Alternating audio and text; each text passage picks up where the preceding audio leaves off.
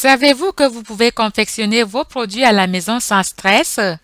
Alors, ici Poupoune, bienvenue à tous dans cette nouvelle vidéo.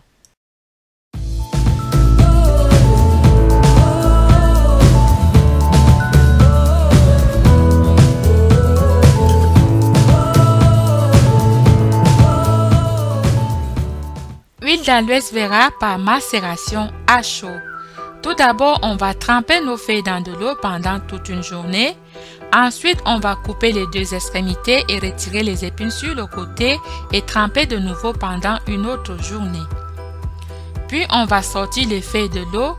À l'aide d'un couteau, on va donc couper nos feuilles en plusieurs morceaux. Pour retirer le gel qui se trouve à l'intérieur, je saisis mon couteau. Ensuite, je positionne bien la feuille que j'ai coupée pour avoir une meilleure prise.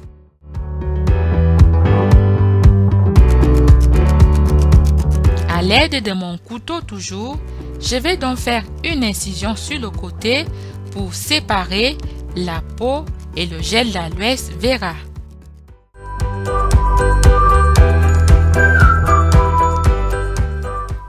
Je soulève la peau facilement et je retire mon gel d'aloès vera. Vous pouvez également retirer la peau à la main, c'est facile. Tout ceci parce qu'on a laissé tremper les feuilles pendant plusieurs jours.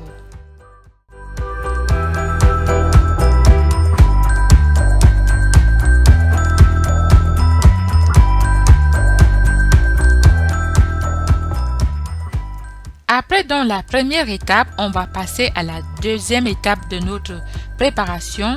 Là encore, vous avez deux options qui s'offrent à vous. La première, vous pouvez décider de découper les morceaux de gel d'aloès vera en petits morceaux.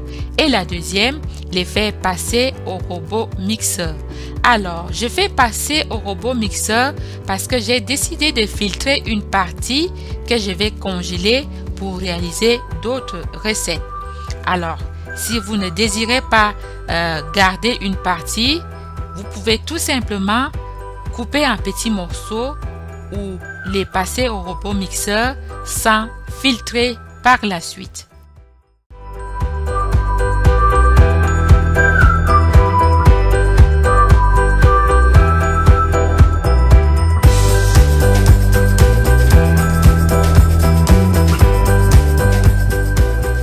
Voici donc notre gel d'aloès vera. Maintenant, on va passer à la troisième partie de la préparation. Il nous faut une casserole, de l'huile de coco et le gel d'aloès vera. Ensuite, on va verser de l'huile de coco dans la casserole et on va rajouter le gel d'aloès vera ou les morceaux. Ça dépend de l'option que vous avez choisie au départ.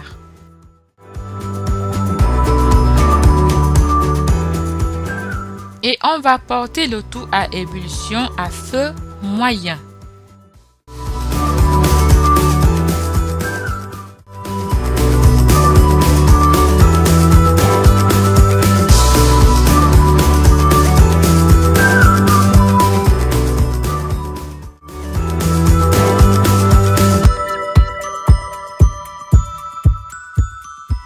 Et voilà donc ce qu'on obtient à la fin, de l'huile d'aloès vera par macération à chaud.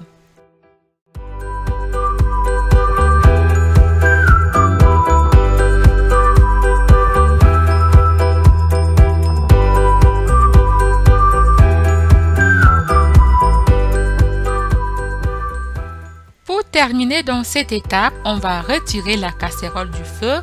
Vous pouvez toujours laisser la préparation dans la casserole ou tout simplement verser dans un autre bol et on va donc laisser la préparation reposer pendant plusieurs heures ou tout simplement toute la nuit. Alors, moi j'ai donc laissé ma préparation se reposer toute la nuit. Ça permet à la préparation de bien se concentrer. Maintenant, on va passer au filtrage.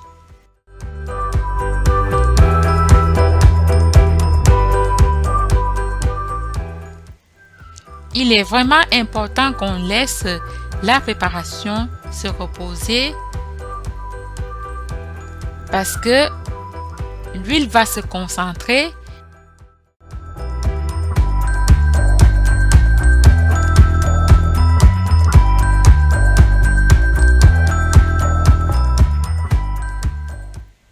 On filtre le tout à l'aide d'un filtre à café, un filtre réutilisable ou jetable, un tissu coton fromage ou tout simplement un collant.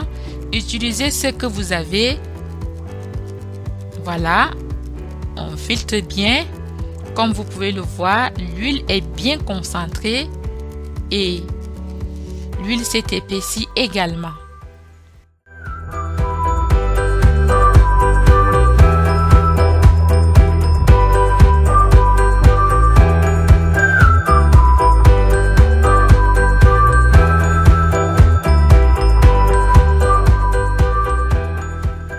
Regardez, on a une huile bien concentrée. Voilà notre huile d'aloe vera par macération à chaud. On va donc maintenant transférer l'huile dans le flacon qu'on a réservé pour ça. Il faut s'assurer de bien nettoyer nos flacons et les stériliser.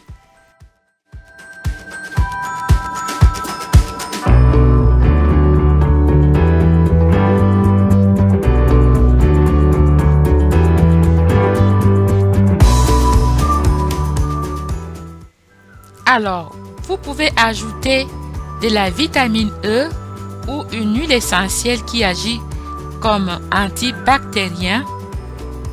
Voilà. On ferme notre flacon.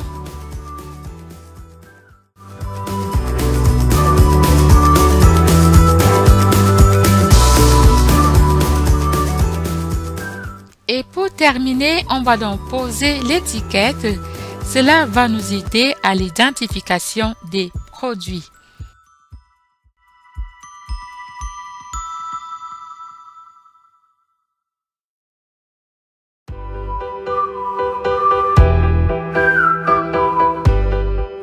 Voilà, je vous montre ici deux échantillons. Alors ici, on a une huile avant la macération.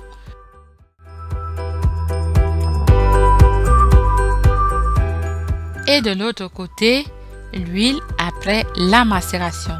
Maintenant, l'huile est prête à l'emploi.